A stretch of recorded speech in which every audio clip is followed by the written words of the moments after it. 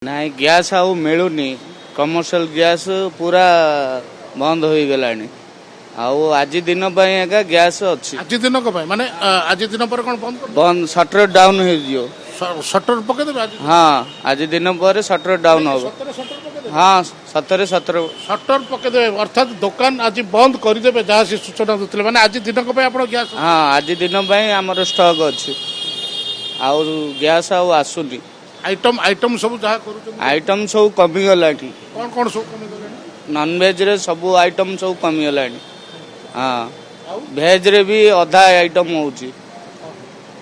ମାନେ କ'ଣ ସିଲିଣ୍ଡର ମିଳୁନି? ଆପଣ ବୁକ୍ କରୁଛନ୍ତି ମିଳୁନି ନା କ'ଣ? ସିଲିଣ୍ଡର ବୁକ୍ କଲେ ବି ଆଉ ମିଳୁନି। କମର୍ସିଆଲ ନାହିଁ ବୋଲୁଛନ୍ତି। ଏବେ କେବେ ଆସିଥିଲା ଲାଷ୍ଟ? ଆମର ଲାଷ୍ଟ ଏବେ 4 ଦିନ ତଳେ ଆସିଥିଲା। ହଁ ଆଉ ଗ୍ୟାସ୍ ଏବେ ଆସୁନି। ତାହେଲେ କ'ଣ କରିବେ? ଯୋଉ କର୍ମଚାରୀ କେମିତି ଇଏ ଦେବେ? ଆମେ ଚିନ୍ତାରେ ଏବେ ଅଛୁ। କର୍ମଚାରୀ କେମିତି ପଇସା ଦେବୁ? ଆମେ କିଛି ଅପିଲ କରିବେ? ସରକାରଙ୍କ ପାଖରେ ଆମେ ଅପିଲ କରୁ କେମିତି ପଦକ୍ଷେପ ନିଅନ୍ତୁ। ହଁ ଆପଣଙ୍କର ଗୋଟେ ହୋଟେଲ ନା ଆହୁରି ହୋଟେଲ? କେତେ ହୋଟେଲ ବି କାଲି ବନ୍ଦ ହେଲାଣି।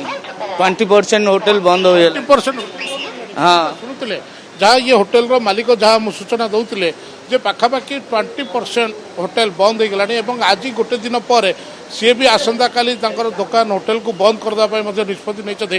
କାରଣ ଇଏ ଗୋଟେ ବଡ଼ ସଙ୍କଟ କେବଳ ଯେ ହାଣ୍ଡିଶାଳରେ ପଡ଼ୁଛି ତା ନୁହେଁ। ବ୍ରହ୍ମପୁର ଗୋଟେ ବ୍ୟବସାୟିକ ପେଣ୍ଠସ୍ଥଳୀ। ଯେଉଁ ବି ଲୋକମାନେ ବାହାରୁ ଆସୁଛନ୍ତି ଏଠି ଯେଉଁ ହୋଟେଲ ଗୁଡ଼ିକ ରହିଛି ସେ ହୋଟେଲ ଗୁଡ଼ିକ ଯଦି ବନ୍ଦ ହେଇଯିବ ତାହେଲେ ପରିସ୍ଥିତି ଅତ୍ୟନ୍ତ ଭୟଙ୍କର ହୋଇଯାଇପାରେ। କାରଣ ଲୋକମାନଙ୍କୁ ଖାଦ୍ୟ ଖାଇବା ପାଇଁ ଆଉ ମିଳିବ ନାହିଁ। ତେବେ ନିହାତି ଭାବେ ଏହାର ପ୍ରତିକାର କରିବା ଆବଶ୍ୟକ। କିନ୍ତୁ ଯାହା ଆମେ ସୂଚନା ନେଉଥିଲୁ ଯେ ଜିଲ୍ଲା ପ୍ରଶାସନ ମଧ୍ୟ ଏହାକୁ କଡ଼ାକଡ଼ି ଭାବେ ଦେଖୁଛନ୍ତି ଏବଂ ଯେଉଁଠି କଳାବଜାରୀ ହେଉଛି ତା ଉପରେ ମଧ୍ୟ ଦୃଢ଼ କାର୍ଯ୍ୟାନୁଷ୍ଠାନ ନେବା ପାଇଁ ମଧ୍ୟ ଚେଷ୍ଟା କରୁଛନ୍ତି।